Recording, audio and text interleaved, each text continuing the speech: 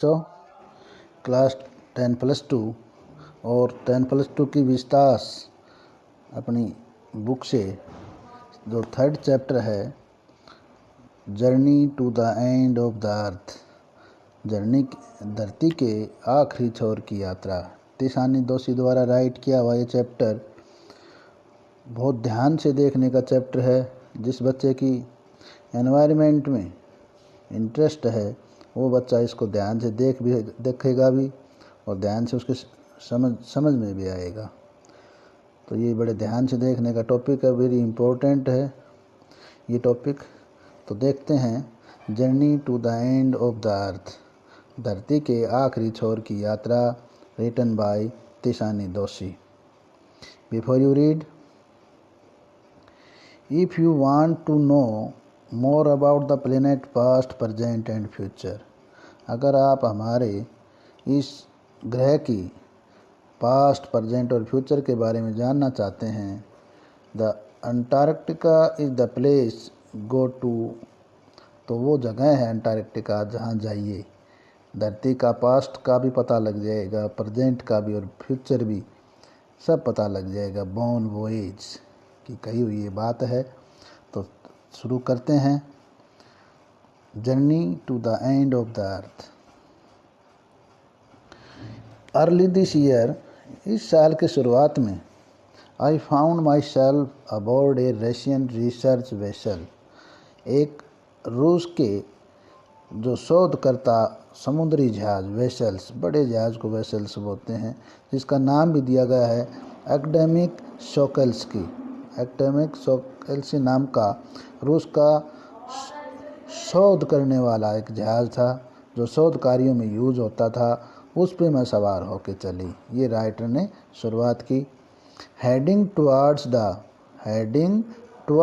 कहाँ किस heading towards the coldest, driest, windiest continent in the world, और heading towards किस ओर आगे बढ़े, संसार के सबसे ठंडे, सबसे सूखे, ड्राइएस्ट, विंडिएस्ट, जिसमें संसार से सबसे अधिक हवाएं चलती हैं, कॉन्टिनेंट इन द वर्ल्ड, संसार का वो महाद्वीप, कॉन्टिनेंट इन द वर्ल्ड, संसार का वो महाद्वीप जो सबसे अधिक ठंडा है, सबसे अधिक शुष्क है, जहाँ सबसे अधिक हवाएं चलती हैं, उस ओर हम आगे बढ़े।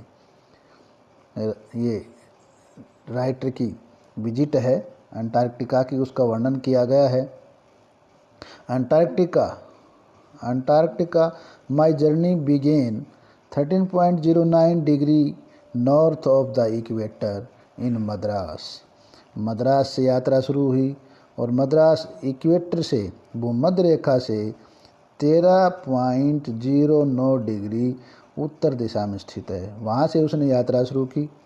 And involve crossing 9 time zone, और क्या क्या चीज़ शामिल थी उसकी यात्रा के अंदर, 9 टाइम जोन, 6 समय के जो जोन बांटे हुए, 6 समय के जोन बीच में आए। 6 check point, 3 bodies of water, 3 पानी के सागर, बड़े बड़े महासागर, and at least as many ecosphere, और बहुत सारे पारिस्थितिक तंत्र जिसमें अलग अलग जीव जंतुओं और पेड़ पौधों की विविधता पाई जाती है, उसको इकोस्फेयर बोलते हैं। By the time I actually set foot on the Antarctica continent, कहता कि जिस समय मैंने अंटार्कटिका महाद्वीप के ऊपर कदम रखे, I had been travelling over 100 hour, तो मैं लगभग 100 घंटे की यात्रा मैंने करके वहाँ पहुँची थी। मैं 100 घंटे की यात्रा हो चुकी थी। In combination of a car, an aeroplane and a ship, और उसमें लगभग कार की भी यात्रा शामिल हो चुकी थी, हवाई जहाज़ की भी और शिप की भी। इन सब को मिला के लगभग मैंने 100 घंटे की यात्रा पूरी की थी।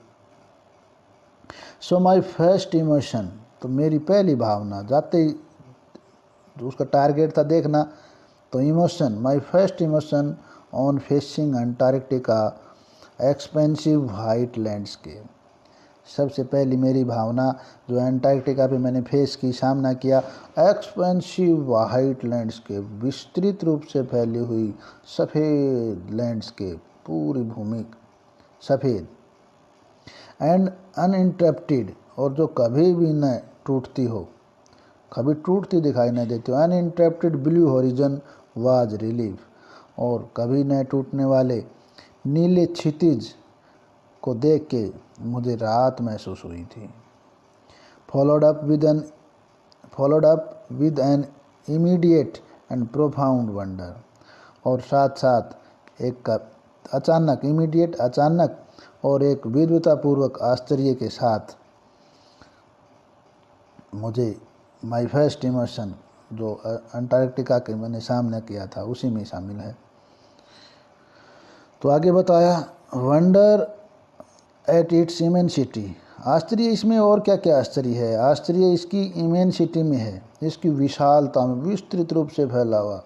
इट्स आइसोलेशन में है, इसकी निर्जनता, दूर दूर तक कुछ दिखाई नहीं देता, सुन्नापन। But mainly at how there could ever have been a time, लेकिन मेनली प्रमुखता इसका आश्चर्य वंडरनेस क्या है कि when India and Antarctica were part of the same land mass, कि कभी ना कभी how there could ever have been a time, कभी ना कभी ऐसा समय रहा होगा जब भारत और अंटार्कटिका एक ही लैंड मास, एक ही भूमि के हिस्से रहे होंगे, एक ही साथ रहे होंगे। अब इसके कुछ पार्ट बनाए गए हैं, पार्ट ऑफ हिस्ट्री है, ह्यूमन इम्पैक्ट वगैरह हैं। तो पार्ट ऑफ हिस्ट्री को पढ़ते हैं, इसका हिस्ट्री वाला भाग कि इसकी हिस्ट्री क्या, इसका इतिहास है। तो इसका इतिहास पढ़ते हैं। 650 मिलियन ईयर्स अगो, 650 मिलियन वर्ष पहले, it means 1 million is equal to 10 lakh years. तो 650 मिलियन की हो गई 65 करोड़, 65 करोड़ वर्ष पहले। A giant amalgamated southern super continent, एक बहुत ही विशाल, निश्चित रूप से एक बहुत ही विशाल और मिश्रित दक्षिण महाद्वीप, सुपर कॉन्टिनेंट, विशाल महाद्वीप जिसका नाम था गोंडवाना। डिड इंडीड एग्जिस्ट, जो वास्तव में मौजूद था।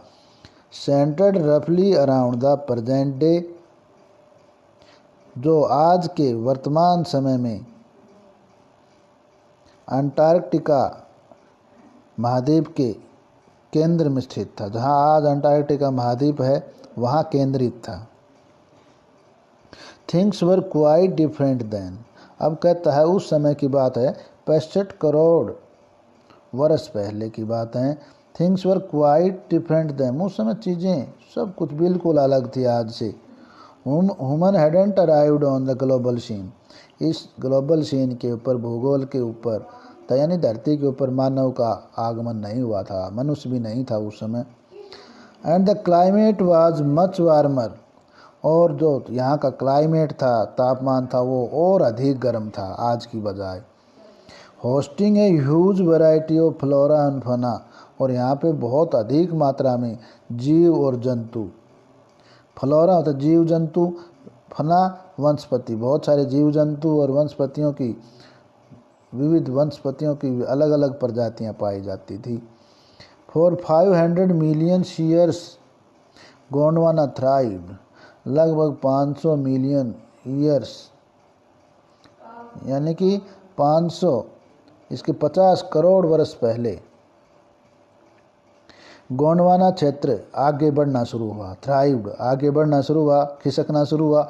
But around the time when the dinosaur were wiped out, लेकिन उस समय लगभग जब डायनासोर इस धरती से गायब हुए, डायनासोर वाइप्ड आउट, विलुप्त हुए। बट अराउंड द टाइम, लेकिन उस समय, when the dinosaur were wiped out, जब गायब हुए, and the age of the mammals, mammal होते हैं स्तनधारी जीव, at the age of mammals got underway, और स्तनधारी जीवों का आगमन होना शुरू हुआ। The land mass was forced to separate into countries, तो ये धरती का हिस्सा जबरदस्ती इन देशों की ओर जो अब आज देश हैं, शेपिंग द ग्लोब, जो आज जो ग्लोब की आकृति बनी हुई है, ये अलग अलग कंट्रीज बने हुए हैं, much as we know it today, जिनको आज हम जानते हैं वो अलग अलग हो गए थे। वो धरती के टुकड़ा ज़बरदस्ती आज की शेप में अलग अलग हो गए थे। नेक्स्ट में पढ़ेंगे, to visit Antarctica now is to be a part of that history. कहता है अंटार्कटिका की विजिट करना भी उसी इतिहास का ही एक हिस्सा है।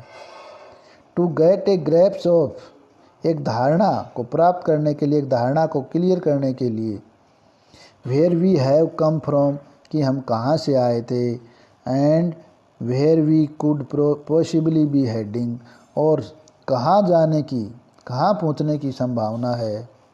It is to understand the significance of cordilleran faults. तो कहता है कि इसको समझने के लिए इसकी महत्वपूर्णता, साइनिफिकेंस, अंडरस्टैंड द साइनिफिकेंस, इसकी महत्वपूर्णता को समझने के लिए, इसके महत्व को समझने के लिए, किस चीज़ के महत्व को समझने के लिए, साइनिफिकेंस ऑफ कॉर्डिलन फॉल्ट्स, जो कॉर्डिलन फॉल्ट्स हैं, परतें हैं, and pre Cambrian granite shields, और आदिकालीन कैम्ब्रियन की ग्रेनाइट की जो ढलानें हैं, ओजोन एंड कार्बन, ओजोन और कार्बन, इवोल्यूशन एंड एक्सटिंक्शन, विकास और विनाश, इन चीज़ को अंडरस्टैंड करने, इन चीज़ के महत्व को समझने के लिए हम अंटार्कटिका जाते हैं। When you think about all that can happen in a million years, when you think, जब तुम इन सब के बारे में सोचोगे, that can happen in a million years, कि ये सब कुछ लगभग 1 मिलियन में, यानी 10 लाख सालों में ये सब कुछ हो गया होगा। It can get pretty mind boggling, तो कहता है इससे हमारा मन में माइंड बॉगलिंग, दिमाग में भय उत्पन्न हो जाता है। ये सब कुछ 10 लाख सालों में हो गया तो दिमाग में एक भय सा उत्पन्न हो जाता है। इमेजिन, कल्पना करो, इंडिया पुशिंग नॉर्थवर्ड्स, कि भारत है वो नॉर्थवर्ड्स को धकेलते हुए, jamming against Asia to buckle its crust, और एशिया को, इसकी क्रस्ट होते भूमि के ऊपरी परत, भूपरटी को कुचलते हुए आगे बढ़ा। और क्या किया उसने, and form the Himalayas, Himalaya का निर्माण करते हुए, and South America drifting off to join North America, और जो दक्षिण अमेरिका है वो भी नॉर्थ अमेरिका की ओर आगे बढ़ रहा है। अब आगे बढ़ते बढ़ते बीच में और भी कई काम कर रहा है, आगे बढ़ता बढ़ता, अब आगे बढ़ता बढ़ता क्या कर रहा है, ओपनिंग अप डायरेक्ट पैसेज, एक डायरेक्ट पैसेज, जो दो महाद्वीपों के बीच में जो जगह होती है, तो वो गलियारा बन गया, उस गलियारे को डायरेक्ट पैसेज बोलते हैं। Opening up the direct passage, एक इस डायरेक्ट पैसेज को, इस खुले गलियारे का ओपन करते हुए, खोलते हुए, to create a cold circumpolar current, और एक सर्क्यूम्पोलर, जो ध्रुवों के ऊपर जो धारा प्रवाह बनता है, हवाओं का जो लहर बनती है, करंट, शीत, कोल्ड और शीत, ठंडी, शीत ध्रुवीय हवाओं का जो प्रवाह है उनको बनाते हुए, यानी एक उसने बनाया डायरेक्ट पैसेज, एक ध्रुवीय, शीत ध्रुवीय धारा प्रवाह, एंड कीपिंग अंटार्कटिका फ्रीज्ड, और अंटार्कटिका को फ्रीज करते हुए, बहुत जमाते हुए, डिसोलेट, उसको निर्जन करते हुए, and the bottom of the world, और संसार के तली में अंटार्कटिका को धकेलते हुए क्या हो रहा है, North America, South America drifting off to join North America, कि दक्षिण अमेरिका है वो नॉर्थ अमेरिका की ओर आगे बढ़ रहा है। बीच बीच में उसने क्या काम कर दिए, उसके अगर आगे बढ़ते बढ़ते बीच में वो डायरेक्ट पैसेज बना रहा है, और कोल्ड सर्क्यूम्पोलर करंट बना रहा है, अंटार्कटिका को जमा रहा है, उसको निर्जन बना रहा है, और संसार की तली की ओर उसको धका रहा है। इस प्रकार दक्षिण अमेरिका हो नॉर्थ अमेरिका की ओर, उत्तर अमेरिका की ओर आगे बढ़ रहा है। ये धरती में हलचल धीरे धीरे होती रहती हैं।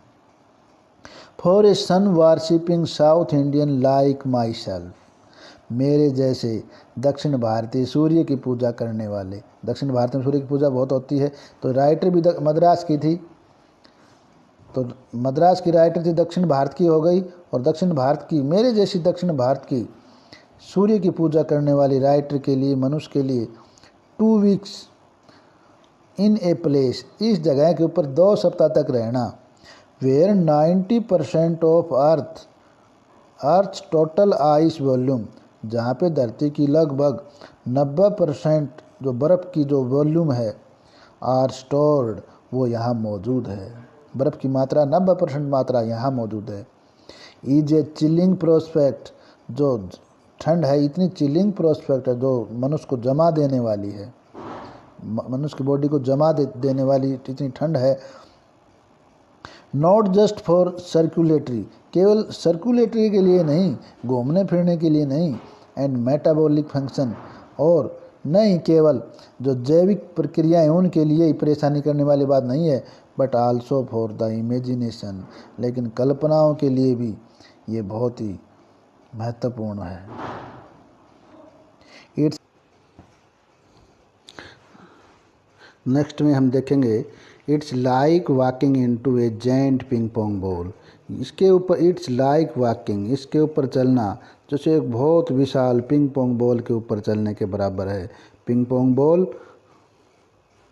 Devoid of any human marker, और वो इतनी बड़ी पिंग पोंग बॉल जिसके ऊपर जैसे अंटार्कटिका महाद्वीप के ऊपर चलना जैसे बहुत बड़ी पिंग पोंग बॉल के ऊपर चलने के जैसा है, और वहाँ पे किसी भी प्रकार का devoid of any human marker, किसी भी प्रकार के मानव का कोई संकेत नहीं है। जैसे अपनी मानवी धरती के ऊपर जगह जगह नो ट्रीज बिली बोर्ड्स बिल्डिंग, जैसे हमारे यहाँ बहुत सारे पेड़ पौधे संकेत बिल्डिंगें हैं, इसी प्रकार वहाँ न कोई पेड़ पौधा है, नो ट्रीज बिली बोर्ड्स, न कोई किसी प्रकार का संकेत सूचक कोई चिन्ह लगाया गया है, बिल्डिंग्स न कोई भवन है, ह्यूमन मार्कर किसी भी प्रकार का मानव का कोई चिन्ह नहीं है वहाँ पे। You loss all earthly sense of perspective, यहाँ के ऊपर तुम्हें धरती की सारी जो भी निशानियाँ हैं, धरती की जो सेंस है वो तुम्हें यहाँ खो दोगे, तुम्हें कुछ दिखाई नहीं देगा धरती का। एंड टाइम हेयर, नहीं यहाँ समय का पता लगेगा।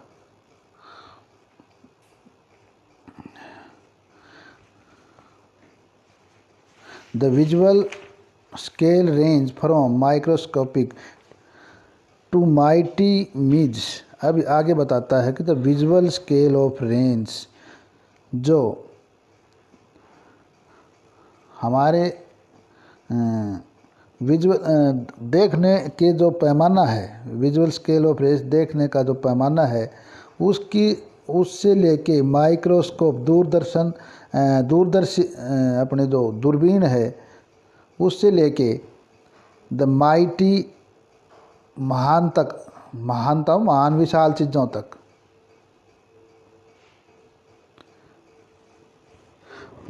विशाल चीज़ों में मिड्स एंड माइट्स, मिड्स मक्खियों से लेके मकड़ियों तक, यानी कि मक्खी छोटे से छोटे जीव हैं, मक्खी और मकड़ियों से लेकर के टू ब्लू व्हेल्स, बड़ी बड़ी नीली व्हेल मछलियों तक, बड़ी विशाल मछलियों तक, and icebergs as big as countries, the largest recorded was the size of Belgium, और कहता है कि जो बड़ी बड़ी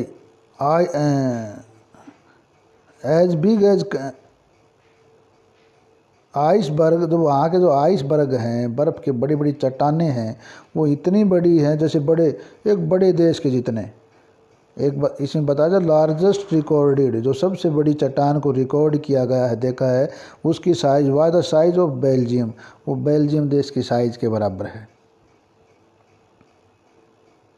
days go on and on in serial 24 hour austral summer light. और वहाँ के दिन है वो 24 घंटे जो दक्षिणी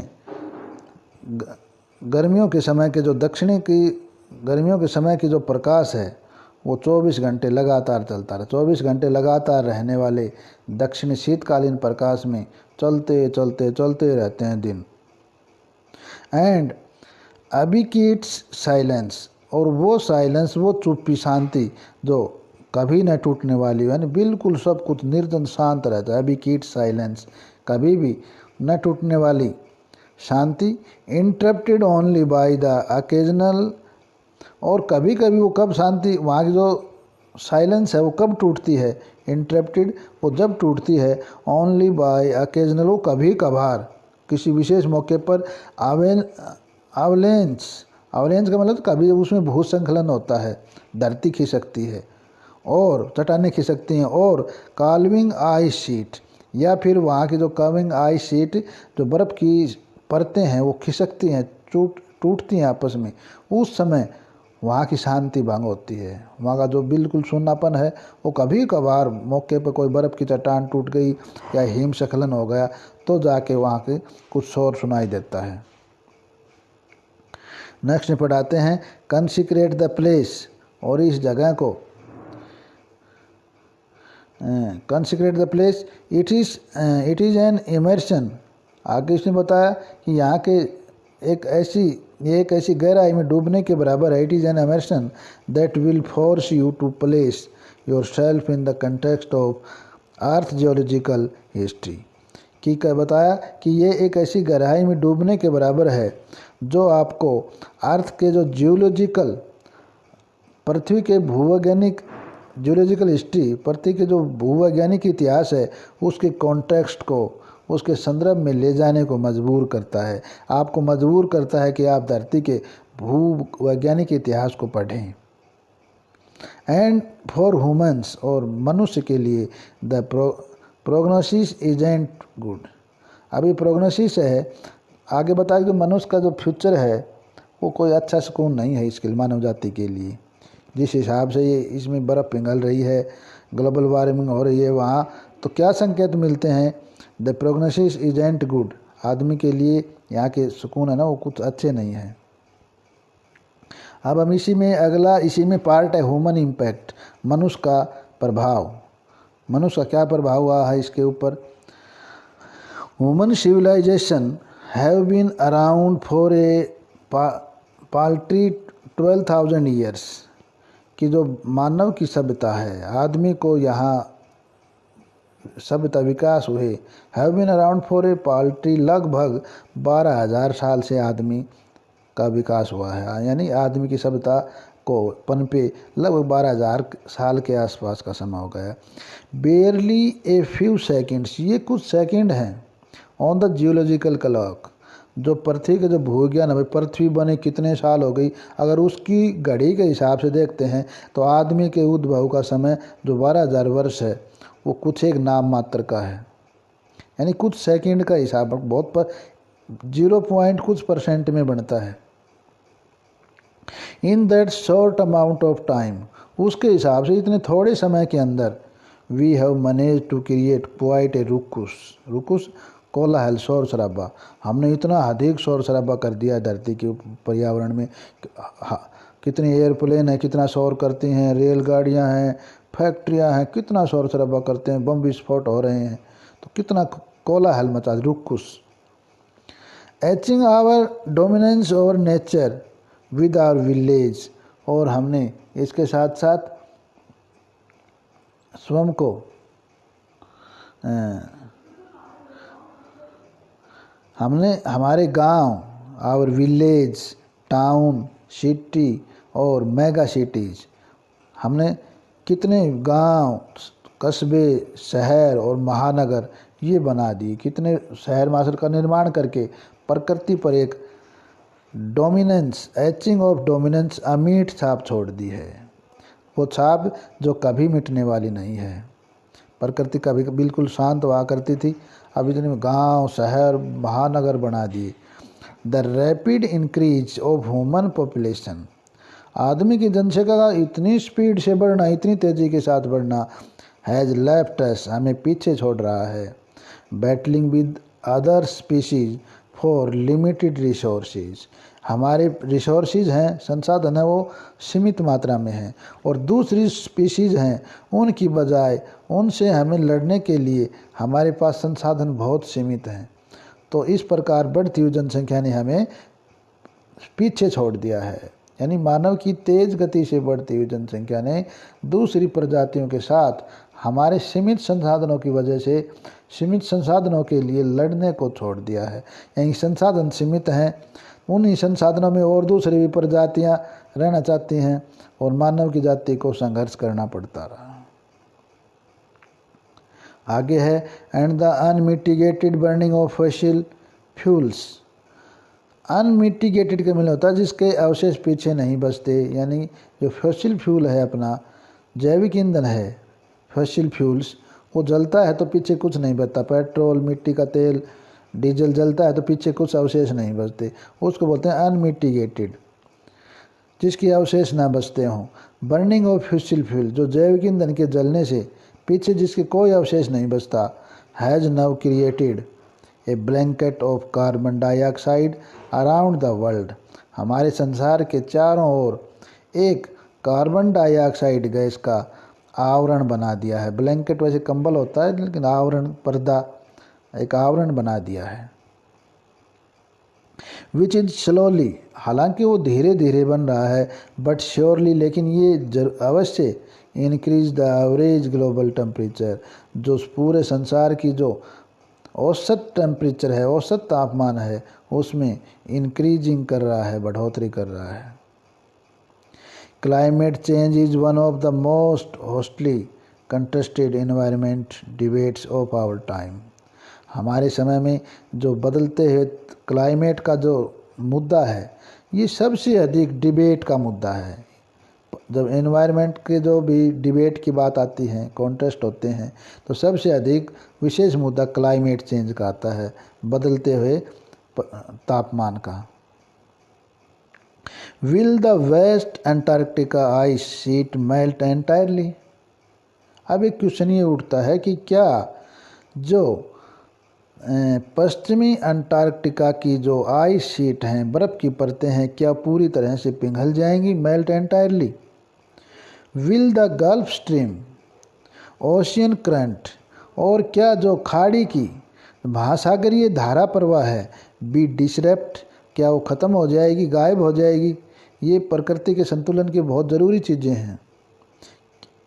will it be the end of the world as we know it, जैसा हम जानते हैं कि संसार का क्या अंत हो जाएगा। अब आगे बताता, मे बी, हो भी सकता है, मे बी नॉट, और शायद ना भी हो। Either way Antarctica is a crucial element in this debate, इस डिबेट का, इस वाद विवाद का सबसे क्रूशियल एलिमेंट, सबसे ज्वलंत मुद्दा है अंटार्कटिका। लोगों, सबसे ज़्यादा लोग अंटार्कटिका के ऊपर वाद विवाद करते हैं। नॉट जस्ट बिकॉज, केवल इसलिए नहीं, it is the only place in the world, कि संसार में केवल यही एक मात्र ऐसा स्थान है, which has never sustain a human population, जिसमें कभी भी आज तक मानव की जनसंख्या ने जन्म लिया हो, पैदा हुई हो, सस्टेन। यानी कि केवल इसलिए इसकी डिबेट नहीं करते कि यहाँ मानव की जनसंख्या नहीं हुई। ऐसे स्थान तो बहुत हैं जहाँ मानव की पॉपुलेशन नहीं हुई है, मानव की के रूप में किसी ने जन्म नहीं लिया है। केवल ये मात्र कारण नहीं है, और भी, and therefore remains relatively pristine in this respect, कहता है कि एक कारण और ये भी नहीं है कि यहाँ प्रेस्टाइन, आदिकालीन जो स्वच्छता है, वहाँ की प्रकृति के साथ कोई छेड़छाड़ नहीं, वहाँ मनुष्य नहीं है, तो बिल्कुल स्वच्छता है। तो बोले ये भी कारण नहीं है, ऐसे भी और भी स्थान हैं। बट मोर इम्पोर्टेंटली, लेकिन इससे भी अधिक महत्वपूर्ण बात यह है, because it's hold in its ice course 500,000 years old carbon records, क्योंकि इसने लगभग 500,000 years old, 500,000 it means 5 lakh years old, 5 lakh सालों पुराने कार्बन के जो रिकॉर्ड हैं, वो इसकी बर्फ़ की कोर के अंदर आज भी ट्रैप्ड इन हैं, आज भी मौजूद हैं। Trapped in its layer of Aires, बर्फ़ की परतों के बीच में आज भी ट्रैप्ड है। वो कार्बन 5 लाख साल पुरानी कार्बन आज भी ट्रैप्ड है, इसके अंदर मौजूद है।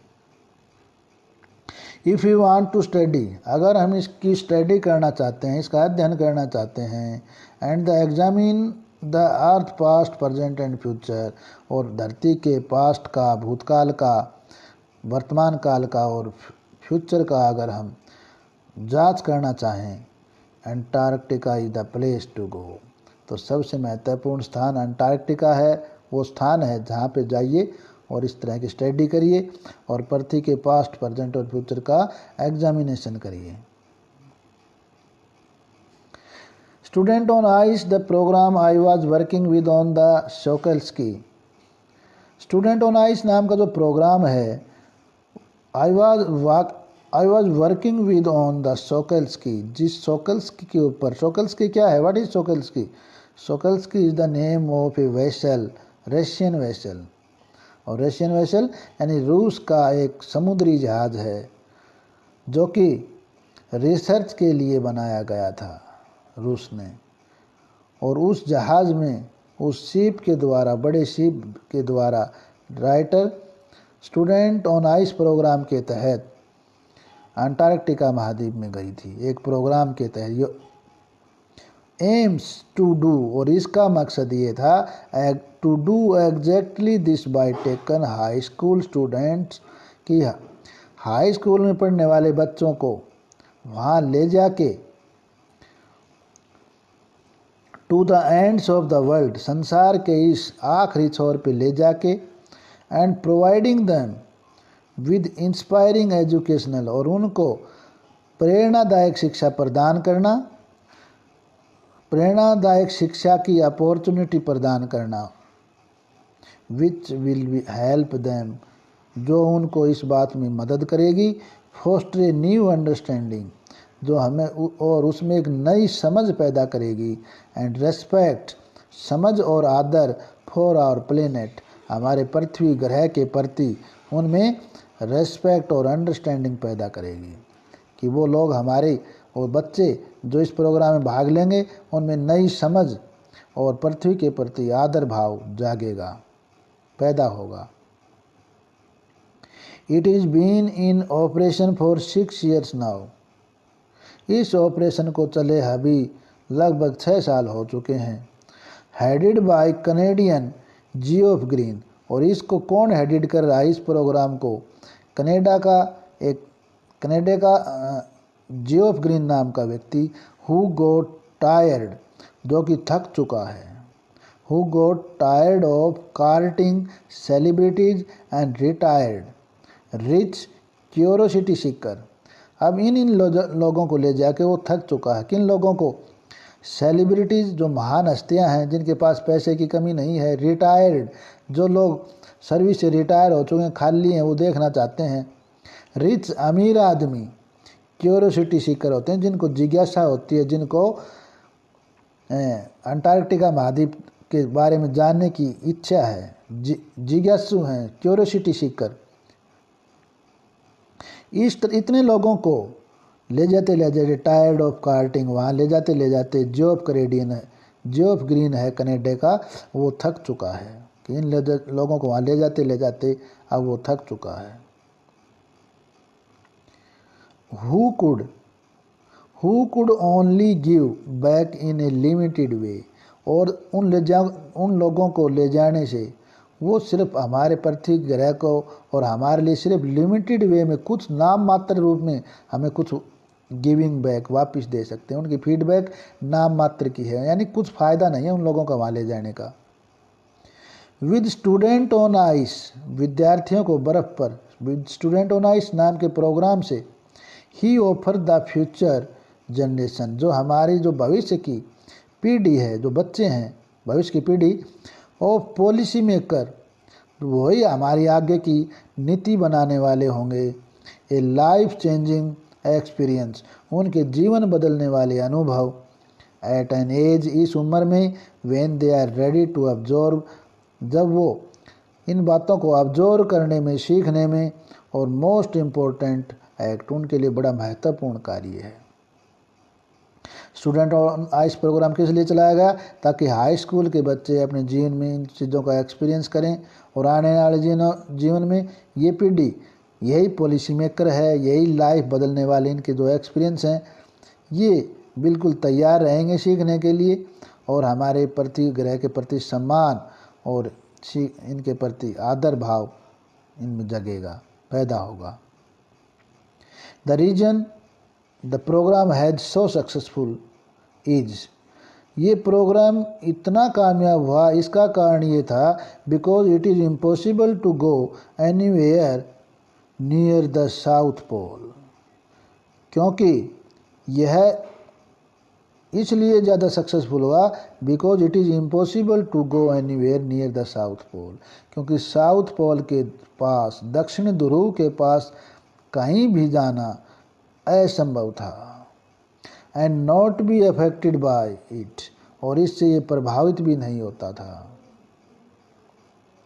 It is easy to be blase about polar ice cape melting, जो पोलर आइस केप, जो ध्रुवीय चोटियाँ हैं, ध्रुव की जो चोटियाँ हैं ध्रुवों की, वो मेल्टिंग हो रही हैं, पिघल रही हैं, तो उनको आसानी से समझाने के लिए, डायरेक्ट रूप से वहाँ दिखाने के लिए, while sitting in the comfort zone of our respective latitude and longitude, देशांतर और अक्षांतर रेखाएं, लैंगिट्यूड और लॉन्गिट्यूड, देशांतर और अक्षांश रेखाएं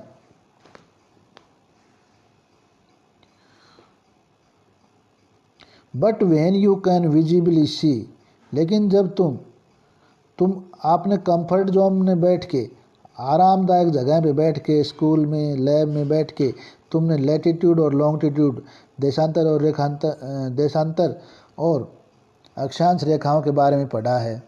but when you can visibly see glacier retreating, जब तुम जाके अपनी आँखों से पिघलते हुए ग्लेशियरों के देखोगे, आइस शेल्फ कोलैप्सिंग, और जो बर्फ़ की जो परतें हैं, बड़ी बड़ी हिमशैल हैं, उनको कोलैप्स, पिघलते हुए, लुढ़कते हुए देखोगे, यू बिगेन टू रियलाइज, तो तुम्हें ये महसूस होना शुरू हो जाएगा that the threat of global warming is very real, कि जो ये वैज्ञानिक लोग कह रहे हैं, वो ग्लोबल वार्मिंग की जो चेतावनी दे रहे हैं, ये तो वास्तव में बहुत रियल चीज़ है।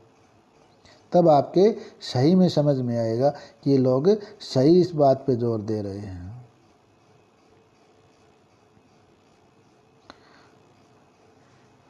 Antarctica because of her simple ecosystem and lake of biodiversity, Antarctica अपने साधारण पारिस्थितिकी तंत्र, इकोसिस्टम, अपने साधारण पारिस्थितिकी तंत्र एंड लेक ऑफ बायोडाइवर्सिटी, और जैव विविधता की कमी के कारण is the perfect place to study, ये बिल्कुल अध्ययन करने के लिए बिल्कुल उपयुक्त जगह है।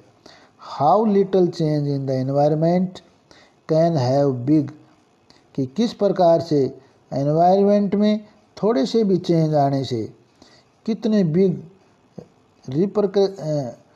रिपरकशन, कितने बड़े बदलाव, किस प्रकार से पर्यावरण के छोटे से परिवर्तन में भी बड़ा परिणाम उत्पन्न कर सकते हैं।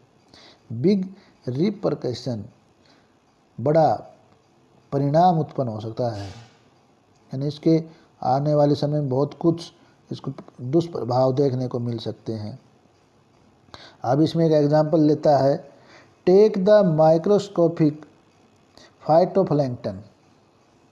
अब कहता है कि आप एक अत्यंत सूक्ष्म माइक्रोस्कोपिक फाइटोप्लैंक्टन को ले लीजिए, फाइटोप्लैंक्टन को ले लीजिए। दोज ग्रास ऑफ द सी, जो समुद्र की एक घास है, that nourish and sustain the entire southern ocean food chain, जो कि पूरे दक्षिण महासागर की जो फूड चेन है, पूरे दक्षिण महासागर की जो आहार श्रृंखला है, उसको आगे बढ़ाती है, उसको नरिश करती है, पोषित करती है, सस्टेन करती है, पैदा करती है। पूरी फूड चेन, भोजन श्रृंखला इसके ऊपर निर्भर करती है। किसके ऊपर? Microscopic phytoplankton. ये एक समुद्री घास है, काई की जैसी।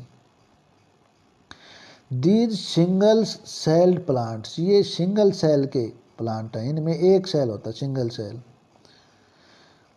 These single cell plant use the sun energy to assimilate carbon।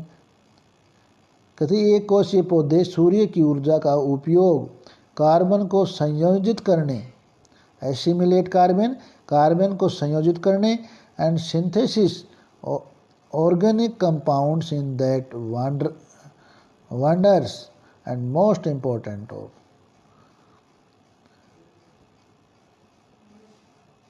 तथा ये कार्बन को संयोजित करने तथा जैविक घटकों का प्रयोग उस आश्चर्यजनक व अति महत्वपूर्ण प्रक्रिया, वंडर्स आश्चर्यजनक एंड मोस्ट इम्पोर्टेंट प्रोसेस, बहुत महत्वपूर्ण प्रक्रिया, कॉल्ड फोटोसिंथेसिस, जिसको हम प्रकाश संश्लेषण की क्रिया कहते हैं। प्रकाश संश्लेषण क्रिया कहते हैं, में करते हैं। साइंटिस्ट वार्न, वैज्ञानिक लोग इस बात की चेतावनी देते हैं, that further depletion in the ozone layer, कि जो अपनी ओजोन लेयर के अंदर जो डिप्लेशन हो रहा है, ह्रास हो रहा है, वो आगे इसमें जो ह्रास होगा will affect the activities of phytoplankton. वो फाइटोप्लैंक्टन की, वो समुद्री घास बताई थी, एग्जाम्पल शुरू किया था, उसकी एक्टिविटीज़ में को प्रभावित करेगा। क्या चीज़ प्रभाव करेगी? ओजोन परत का और अधिक बढ़ना। Which in turn will affect the life of all the marine animal. और इसका प्रभाव किस में बदलाव होगा? जो मैरीन एनिमल हैं, समुद्री जीव, उनके जीवन पे प्रभाव पड़ेगा। And birds of the region, उस क्षेत्र के जितने भी जीव, जितने भी पक्षी हैं, उन पर प्रभाव पड़ेगा। And the global carbon cycle, और जो ग्लोबल कार्बन का जो चक्र है उसके ऊपर भी ये प्रभाव डालेगा। In the parable of phytoplankton, in the parable of phytoplankton, phytoplankton के उपाख्यान में there is a great metaphor for existence. कहता है कि जीवन की बहुत बड़ी उपमा छिपी हुई है, जीवन का बहुत बड़ा एक रूपक छिपा हुआ है। Take care of small things, इन छोटी छोटी चीज़ों का ध्यान रखें, and the big things will fall into place, बड़ी अपने आप उत्पन्न हो जाएंगी। हम छोटी छोटी बातों का ध्यान रखेंगे तो बड़ी बातें अपने आप ठीक हो जाएंगी। अब नेक्स्ट में इसी का पार्ट है, इसमें छोटे छोटे भाग बनाए गए थे, अब आगे पढ़ेंगे। वॉक ऑन द ओशियन, इस महासागर के ऊपर यात्रा कैसे घूमे। अब घूमने के ऊपर थोड़ा सा लास्ट में डिस्क्रिप्शन दिया गया है, डिस्क्राइब किया गया है। वॉक ऑन ओशियन, इस महासागर के ऊपर वॉकिंग कैसे की।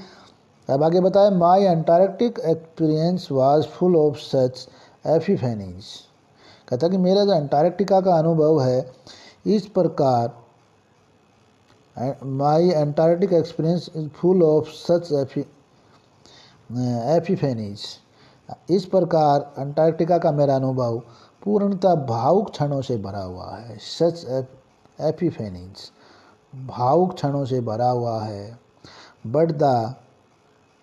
But the best occurred just short of an Antarctic circle at 65.55 degree south.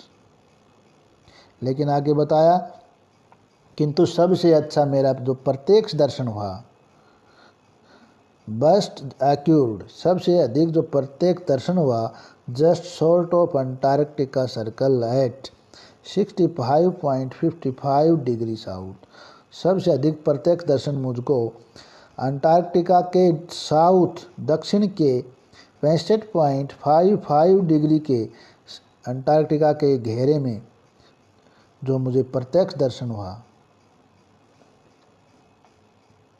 जो दक्षिण में था अंटार्कटिका के। अब आगे बताता है, the सोकोल्स्की had managed to wedge herself into thick white stretch of ice. कि आगे बताया कि जो सोकोल्स्की वेसल्स था, उसने आगे the सोकोल्स्की had managed to wedge herself into a thick white stretch of ice. उसने हमें आगे एक मोटी बर्फ़ की सतह आ गई और उसमें किसी प्रकार से उसके अंदर वो प्रवेश कर गई। Herself into a thick white stretch है। द सोकोल्स्की हैड मैनेज्ड, उसने मैनेज कर लिया, to wedge herself into a thick white stretch ice, एक बड़ी बर्फ़ की परत थी, उसके अंदर उसने प्रवेश कर लिया। Between the peninsula and tadpole island.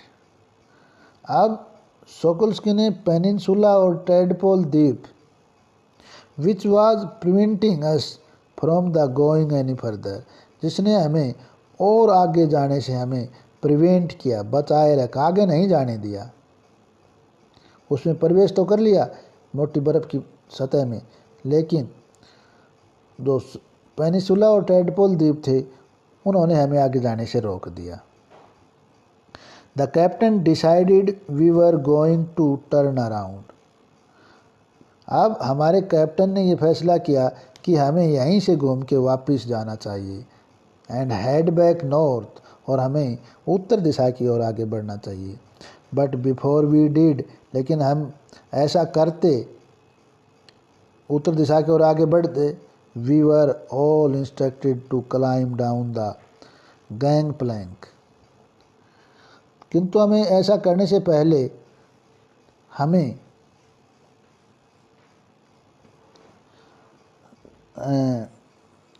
We were all instructed, हमें इंस्ट्रक्शन दिए गए, to climb down the gangplank, तो गैंग प्लैंक है वहाँ से नीचे उतरें, and walk on the ocean, और ओशियन के ऊपर पैदल चलें। वॉक ऑन द ओशियन, और ओशियन के ऊपर हम पैदल चलें। तो पैदल चलने को कहा गया। सो देयर वर, इसलिए कि ऑल 52 ऑफ अस, कितने सदस्य थे? 52। हम में से सारे 52 kitted out in Gore-Tex and glares. हम सब 52 सदस्यों ने अपने आप को हिम वस्त्रों और चश्मों से ढक लिया। गोरटेक्स एंड ग्लेयर्स, जो हमारे वहाँ बर्फ़ के ऊपर जब नंगे आँखों से हम देख नहीं सकते, नंगे बदन अपने साधारण कपड़ों में हम चल नहीं सकते, तो स्पेशल गोरटेक्स एंड ग्लेयर्स थे, स्पेशल गॉगल थी और स्पेशल विशेष प्रकार से बने हुए कपड़े थे, वो हमने सब ने पहन लिए। Kitted out in Gore-Tex and glares, walking on a stark whiteness, और बिल्कुल सफ़ेद, उस अति सफ़ेद पर चलते रहे। That seem to spread out forever, जो कभी भी समाप्त होती हुई नहीं नज़र आ रही थी, कभी वो रास्ता ख़त्म होता हुआ नहीं आ रहा था। अंडरनीथ आवर फीट, हमारे कदमों के नीचे, was a meter thick ice pack, हमारे पैरों के नीचे लगभग 1 मीटर मोटाई की बर्फ़ की शीट थी, ice pack. And underneath that, और उसके नीचे और क्या था? 180 meter of living breathing salt water, 180 meter नीचे सजीव सांस लेता हुआ साल्ट वाटर, नमकीन पानी, समुद्र का पानी था। In the periphery crabeater seals were stretching. अब आगे उसने बताया कि इसमें एक घेरे की परिधि में केकड़े खाने वाली सील, जिसको समुद्री ऊदबिलाव भी बोलते हैं, कैरेबिटर सील्स, समुद्री ऊदबिलाव सील जो केकड़े खाने वाली होती है, वर स्ट्रेचिंग, वो हमें आगे बढ़ती हुई दिखाई दी। and sunning themselves on ice floes, और अपने आप को बर्फ़ की चट्टानों के ऊपर अपने आप को धूप सेकते हुए पाया।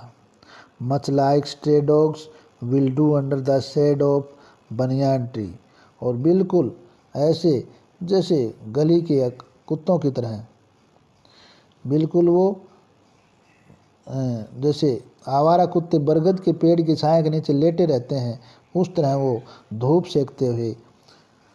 ये एग्जाम्पल दे के बताया, जैसे बरगद के पेड़ के नीचे जो गांव के जो स्ट्रे डॉग होते हैं, आवारा कुत्ते जो किसी के पालतू नहीं होते, जैसे वो छाया में आराम करते रहते हैं, इसी प्रकार हमें वो जो समुद्री कैरेबिटर सील थी, समुद्री सील्स, वो हमें धूप सेकती हुई sunning themselves on ice floes, बर्फ़ की चट्टानों पे धूप सेकते हुए मिली। It was nothing short of a revelation, everything does indeed connect. कहता कि ये जो रहस्य उद्घाटन है, it was nothing short of a revelation, कहता कि ये किसी रहस्य के उजागर करने से कम नहीं था। एवरीथिंग डज इंडीड कनेक्ट, क्योंकि प्रत्येक जीव हालांकि इस चीज़ से जुड़ा हुआ है। लास्ट पैसेज है इसका, 9 time zones, 6 check points, 3 bodies of water and many ecosphere later. 9 time zone, 6 check point, 3 bodies of water, 3 पानी के बड़े विशाल महासागर और बहुत सारे इकोस्फीयर जैव पारिस्थितिक तंत्रों के बाद, I was still wondering about the beauty of balance in play on our planet, कि मैं हमारे ग्रह पर सुंदरता के इस नियंत्रण को, ब्यूटी ऑफ बैलेंस, इस सुंदरता का जो बैलेंस था, in play on our planet, जो हमारे प्लेनेट के ऊपर, पृथ्वी उपग्रह के ऊपर इतने सुंदर नियंत्रण को देख के अभी भी मैं आश्चर्यचकित थी। आई वॉज स्टिल वंडरिंग, मैं अभी भी आश्चर्यचकित थी। किस बात से वो आश्चर्यचकित थी? About the beauty of balance in play on our planet, कि हमारे पृथ्वी ग्रह के ऊपर कितनी सुंदरता का बैलेंस है, नियंत्रण है। हाउ वुड इट बी, ये कैसे होता है, ये क्या होगा? हाउ वुड इट बी, ये क्या होगा? If Antarctica were to became the warm place, अगर अंटार्कटिका महाद्वीप पहले जैसा गर्म प्रदेश हो जाएगा। That it once used to be, जैसे कि पहले कभी हुआ करता था। Will be around to see it, तब क्या तब भी इसे देखने के लिए हम रहेंगे? और would we have gone the way of the dinosaur, mammoth and woolly rhinos, या फिर हम जो हाल डायनासोर का हुआ, जो हाल मैमथ का हुआ, और या फिर वूली रियानों का हुआ, जो ऊन जिनके ऊपर बड़े बड़े बाल होते थे, राइनों के ऊपर बड़े बड़े विशालकाय हाथी हैं, मैमथ को बोलते हैं, डायनासोर, और ऊनी गैंडे जो समाप्त हो गए, क्या वो हाल हो जाएगा हमारा कि हम देखने के लिए जीवित रहेंगे? हु इज टू से, इसके बारे में कौन कह सकता है? But after spending 2 weeks with a bunch of teenager किशोर बच्चों के साथ, बेंच ऑफ टीनेजर किशोर बच्चों के समूह में मैंने 2 सप्ताह जो यहाँ बिताए। Who still have the idealism to save the world, जिनके पास विश्व को बचाने का आइडियलिज्म है, आदर्श है। All I can say is that a lot can happen in a million years, मैं ये कह सकता हूँ कि 10 लाख वर्षों में बहुत कुछ हो सकता है। But what A difference a day makes, किंतु एक दिन में कितना अंतर डाल सकता है। ये बहुत ही ध्यान से पढ़ने का चैप्टर था। ये चैप्टर ख़त्म हुआ बेटा। अगर समझ में नहीं आए तो मैंने बिल्कुल आराम से, बिल्कुल ध्यान से पूरे चैप्टर को पढ़ाया है। आप दोबारा से भी सुनते सकते हैं, 2 बार 3 बार, जितनी बार रिपीट करो वीडियो को, लेकिन बार बार जितनी बार देखोगे वीडियो को, बुक में पढ़ोगे उतनी बात क्लियर होती जाएगी। बहुत ही इम्पोर्टेंट चैप्टर है और इसमें बहुत ज़्यादा क्वेश्चन मोस्टली आते भी हैं, और इतना एक बार ध्यान से देखोगे इंटरेस्ट के साथ तो इतना टफ भी नहीं है ये। तो बेटा ये ख़त्म हुआ। आपको मेरा वीडियो कैसा लगा लाइक करना, कमेंट में बताना और दूसरे साथियों में शेयर करना।